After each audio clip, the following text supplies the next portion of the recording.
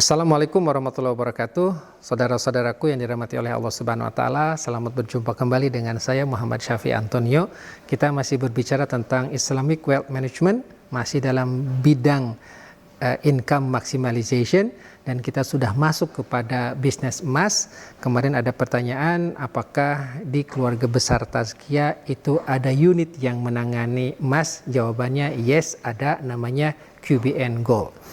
Apa sih perbedaan antara QBN Gold dengan yang lain? Dan apa sih produknya, bagaimana legalitasnya, bagaimana kesyariahannya, demikian juga bagaimana security dan keamanannya, serta bagaimana support sistemnya. Mungkin secara mudah dan gampang, secara legalitas memang ini merupakan salah satu unit yang saya pimpin, namanya PT Quantum Global Corpora. Nah, NIB-nya alhamdulillah sudah mengcover beberapa kegiatan termasuk pada jual beli emas, demikian juga pada perhiasan. Alhamdulillah dia juga sudah memiliki sertifikasi dari Sukovindo, sehingga kadar emasnya itu 99,9, artinya dia 24 karat fine gold. Kemudian secara kesyariahan, alhamdulillah kita sejak awal saya mendirikan Tazkiyah Group dan semua unit yang saya pimpin itu kudu syariah, jadi wajib syariah. Alhamdulillah saat ini ada dua fatwa yang sangat relevan dengan kegiatan jual beli emas, yaitu fatwa Dewan Syariah Majelis Ulama Indonesia nomor 28 DSN MUI tahun 2002, yaitu tentang jual beli mata uang. Jadi seperti halnya hadis Ubadah bin Samit yang mengatakan bahwa adz-dzahabu bil-dzahabi wal fiddatu bil fiddati wal burru bil burri wasyairu bisyairi wat tamru bit tamri wal milhu bimilhi masalan bimasalin sawaan bisawa yadan biyad fa idza ikhtalafa hadhihi al asnaf fabi'u kaifa syi'tum idza kana yadan biyad, rawahu Bukhari. Dalam salah satu hadis sahih riwayat Bukhari diriwayatkan oleh Ubadah bin Samit mengatakan bahwa emas dengan emas, perak dengan perak, gandrum dengan gandrum, barli dengan barli, kurma dengan kurma, dan garam dengan garam harus sama sejenis dan tunai.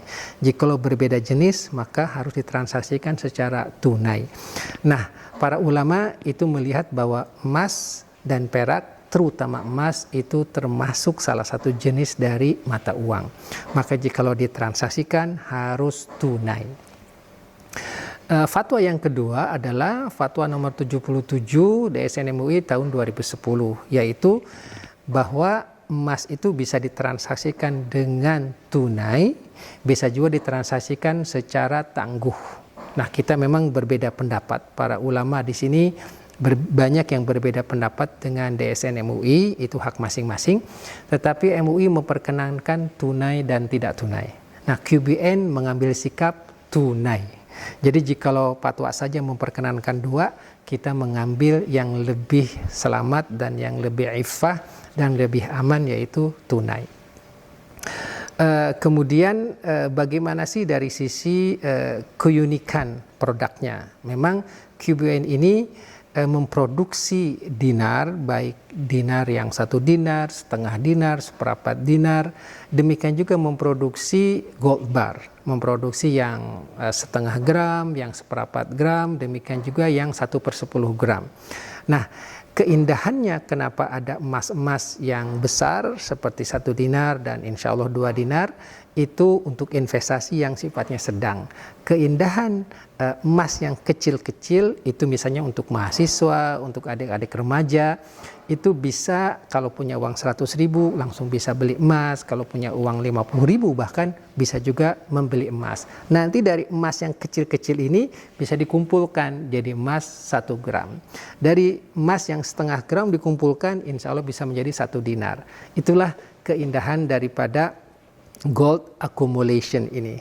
Jadi gold accumulation ini memungkinkan kita menabung dalam emas yang kecil-kecil kemudian menjadi emas yang lebih besar. Apa keunikan produknya? Nah, memang dinar pada intinya itu emas, tetapi setiap dinar itu memiliki filosofi yang berbeda-beda. Nah, tampaknya filosofi yang diambil oleh keluarga besar QBN ini bertumpu kepada surat Jum'ah ayat 9 dan ayat 10 yang berbunyi sebagai berikut. Ya ayyuhalladzina amanu idza nudiya lis-salati min yaumil jum'ah fasau ila dzikrillah wa dzarul bai' dzalikum khairul lakum in kuntum ta'lamun. Fa idza qudiyatis salatu fantashiru fil ard wabtagu min fadlillah. Nah, dalam dinar QBN ini ada potongan ayat fa idza qudiyatis salatu, jikalau sudah selesai ditunaikan salat, fantashiru fil ard, bertebaranlah di muka bumi. Wabtagu min fadillah, dan carilah rezeki Allah. Filosofi dasarnya adalah jikalau sudah selesai ditunaikan sholat, bertebaranlah di muka bumi. Ini ada satu keseimbangan, yaitu antara spiritual dengan komersial. Jangan hanya spiritual saja tapi harus komersial, jangan hanya komersial saja harus spiritual. Dan pesan yang sangat luar biasa yaitu fantashiru, bertebaranlah.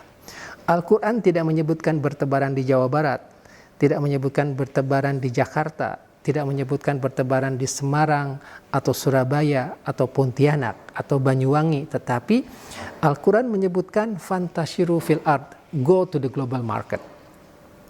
Artinya kita harus mencari rezeki Allah di London. Harus bawa barang sampai ke Washington, harus bawa barang sampai ke Helsinki, harus bawa barang sampaikan ke Luxembourg. Ngapain? Wabtagu min fadillah, carilah rezeki Allah di sana. Inilah yang indahnya bahwa menjadi muslim itu ternyata harus menjadi global player, harus menjadi orang yang berbisnis secara global. Dan kata Allah, wabtagu min fadillah. Jangan juga kita lupa kepada zikir kepada Allah Subhanahu wa taala. Inilah yang merupakan pesan yang sangat-sangat penting dalam surat Al-Jum'ah ayat 9 dan ayat 10 yang mana masuk ke dalam bagian inti daripada dinar tadi. Di sana ada satu hijriah yang menandakan transformasi peradaban Rasulullah SAW yang merupakan satu peradaban baru di Madinah. Bapak Ibu, tidak ada satu kota di dunia ini yang namanya peradaban kecuali Madinah. Tamaddana ya tamaddanu tamadunan madinatan. Jadi Madinah itu dengan namanya sendiri itu berarti new civilization, peradaban yang baru. Maka emas ini harus menjadi satu peradaban investasi yang baru. Di sana juga ada daun dan buah zaitun yang menunjukkan perdamaian, yang menunjukkan kesehatan. Karena satu-satunya minyak yang kolesterolnya tuh bagus adalah zaitun, Masya Allah.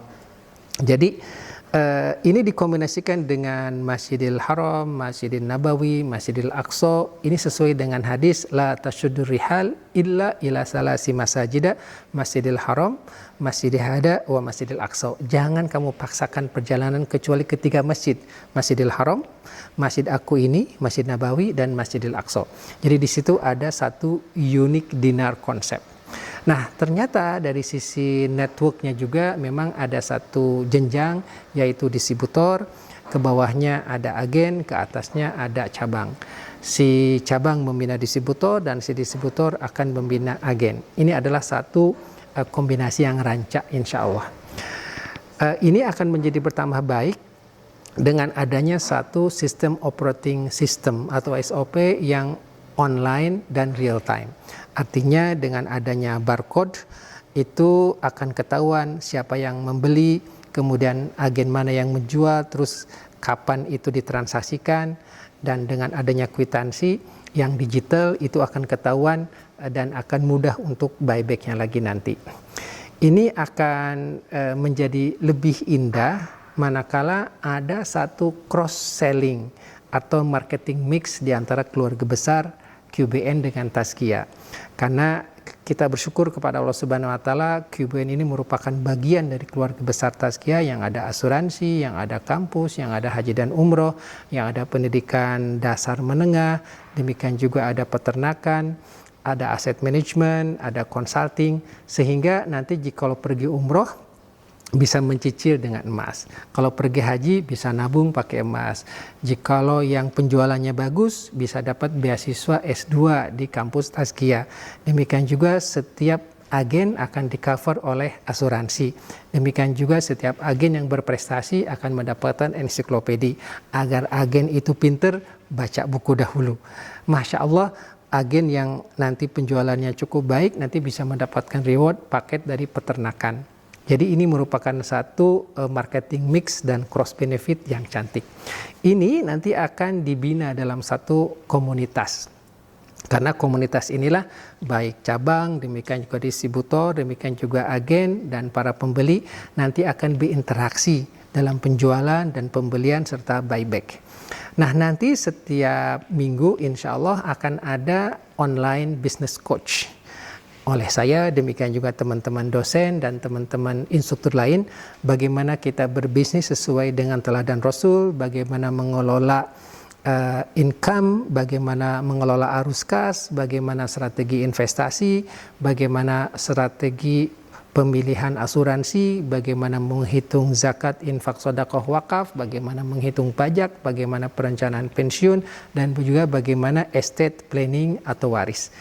Nah, terakhir akan ada yang disebut dengan quantum business process, yaitu kita terus-menerus belajar dari manusia terbaik Rasulullah SAW bagaimana dalam membangun bisnis. Insya Allah kita akan sama-sama mempelajari buku ini, Quantum Business Nabawi.